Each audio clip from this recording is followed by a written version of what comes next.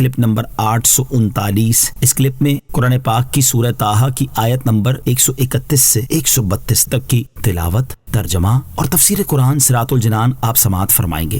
بسم اللہ الرحمن الرحیم۔ ترجمہ: اللہ کے نام سے شروع جو نہایت مہربان رحمت والا ہے۔ وَلَا تَمُدَّنَّ عَيْنَيْكَ إِلَىٰ مَا مَتَّعْنَا بِهِ أَزْوَاجًا مِّنْهُمْ زَهْرَةَ الْحَيَاةِ الدُّنْيَا لِنَفْتِنَهُمْ فِيهِ وَرِزْقُ رَبِّكَ خَيْرٌ وَأَبْقَىٰ۔ ترجمہ: اور اے سننے والے، ہم نے مخلوق کے مختلف گروہوں کو دنیا کی زندگی کی جو تر و تازگی فائدہ اٹھانے کے لیے دی ہے تاکہ ہم انہیں اس بارے میں آزمائیں، تو اس کی طرف تو اپنی آنکھیں نہ پھیلا، اور تیرے رب کا رزق سب سے اچھا اور سب سے زیادہ باقی رہنے والا ہے۔ وَلَا تَمُدَّنَّ عَيْنَيْكَ إِلَىٰ، اور اس کی طرف تو اپنی آنکھیں نہ پھیلا۔ اس آیت پہ بظاہر خطاب نبی کریم علیہ الصلوۃ والسلام سے ہے، اور اس سے مراد آپ علیہ الصلوۃ والسلام کی امت ہے، اور آیت کا خلاصہ یہ ہے کہ اے سننے والے، ہم نے کافروں کے مختلف گروہوں جیسے یہودیوں، عیسائیوں اور مشرکوں وغیرہ کو دنیا کا جو ساز و سامان فائدہ اٹھانے کے لیے دیا ہے وہ اس وجہ سے دیا ہے تاکہ ہم انہیں اس کے سبب اس طرح آزمائش میں ڈالیں کہ ان پر جتنی نعمت زیادہ ہو اتنی ہی ان کی سرکشی اور ان کا طغیان بڑھے، اور وہ سزائے آخرت کے سزاوار ہوں۔ لہٰذا تو تعجب اور اچھائی کے طور پر ان کی طرف اپنی آنکھیں نہ پھیلا، اور آخرت میں تیرے رب عز و جل کا رزق جنت اور اس کی نعمتیں سب سے اچھا اور سب سے زیادہ باقی رہنے والا رزق ہے۔ کفار کی ترقی ان کے لیے آزمائش ہے۔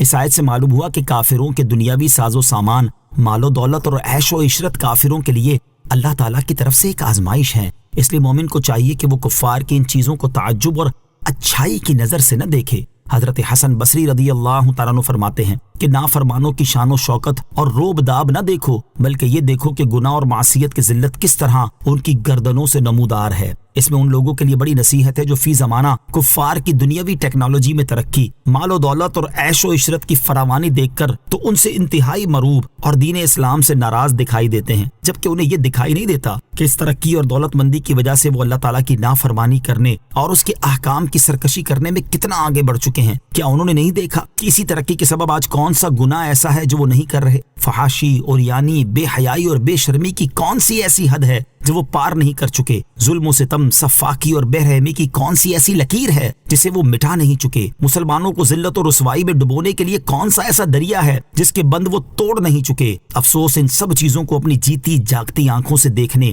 سماعت سے بھرپور کانوں سے سننے کے باوجود بھی لوگ عبرت نہیں پکڑتے، اور کفار کے عیش و عشرت اور ترقی و دولت کی داستانیں سن سنا کر اور مسلمانوں کی ذلت و غربت کا رونا رو کر نہ صرف خود اسلام سے دور ہوتے چلے جا رہے ہیں بلکہ دوسرے مسلمانوں کو بھی دین اسلام سے دور کرنے کی کوششوں میں مصروف ہیں۔ اللہ تعالیٰ انہیں عقل سلیم اور ہدایت عطا فرمائے۔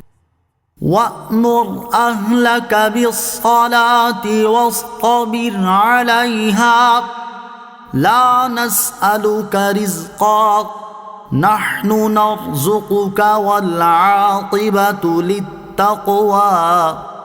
ترجمہ: اور اپنے گھر والوں کو نماز کا حکم دو اور خود بھی نماز پر ڈٹے رہو، ہم تجھ سے کوئی رزق نہیں مانگتے بلکہ ہم تجھے روزی دیں گے، اور اچھا انجام پرہیزگاری کے لیے ہے۔ وَأْمُرْ أَهْلَكَ بِالصَّلَاةِ، اور اپنے گھر والوں کو نماز کا حکم دو۔ ارشاد فرمایا کہ اے حبیب صلی اللہ تعالی علیہ وسلم، جس طرح ہم نے آپ کو نماز ادا کرنے کا حکم دیا، اسی طرح آپ بھی اپنے گھر والوں کو نماز پڑھنے کا حکم دیں اور خود بھی نماز ادا کرنے میں ثابت قدم رہیں۔ حضرت ابو سعید خدری رضی اللہ تعالیٰ عنہ فرماتے ہیں جب یہ آیت کریمہ نازل ہوئی تو نبی کریم علیہ الصلوۃ والسلام 8 ماہ تک حضرت علی کرم اللہ تعالی وجہ الکریم کے دروازے پر صبح کی نماز کے وقت تشریف لاتے رہے اور فرماتے الصلاۃ رحمکم اللہ انما یرید اللہ لیذہب عنکم الرجس اہل البیت ویطہرکم تطہیرا۔ نماز اور مسلمانوں کا حال، یاد رہے کہ اس خطاب میں حضور پرنور علیہ الصلوۃ والسلام کی امت بھی داخل ہے، اور آپ علیہ الصلوۃ والسلام کے ہر امتی کو بھی یہ حکم ہے کہ وہ اپنے گھر والوں کو نماز ادا کرنے کا حکم دے اور خود بھی نماز ادا کرنے پر ثابت قدم رہے۔ ایک اور مقام پر اللہ تعالیٰ ارشاد فرماتا ہے یا ایھا الذین آمنوا قوا انفسکم واہلیکم نارا وقودها الناس والحجارہ وقودها الناس والحجارة عليها ملائكة غلاظ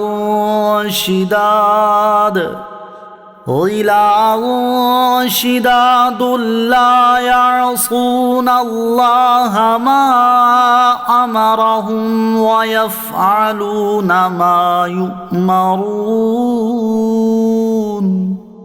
ترجمہ: اے ایمان والو، اپنی جانوں اور اپنے گھر والوں کو اس آگ سے بچاؤ جس کا ایندھن آدمی اور پتھر ہے۔ اس پر سختی کرنے والے طاقتور فرشتے مقرر ہیں جو اللہ کی نافرمانی نہیں کرتے اور وہی کرتے ہیں جو انہیں حکم دیا جاتا ہے۔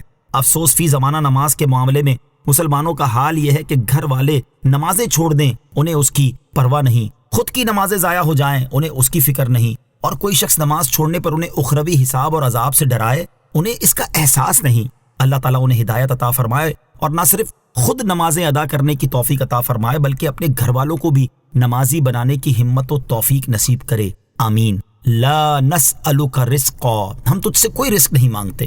ارشاد فرمایا کہ ہم تجھ سے کوئی رزق نہیں مانگتے اور اس بات کا پابند نہیں کرتے کہ ہماری مخلوق کو روزی دے یا اپنے نفس اور اپنے اہل کی روزی کے ذمہ دار ہوں، بلکہ ہم تجھے روزی دیں گے اور انہیں بھی۔ تو روزی کے غم میں نہ پڑ بلکہ اپنے دل کو امر آخرت کے لیے فارغ رکھ کہ جو اللہ تعالیٰ کے کام میں ہوتا ہے اللہ تعالیٰ اس کی کار سازی کرتا ہے، اور آخرت کا اچھا انجام پرہیزگاری اختیار کرنے والوں کے لیے ہے۔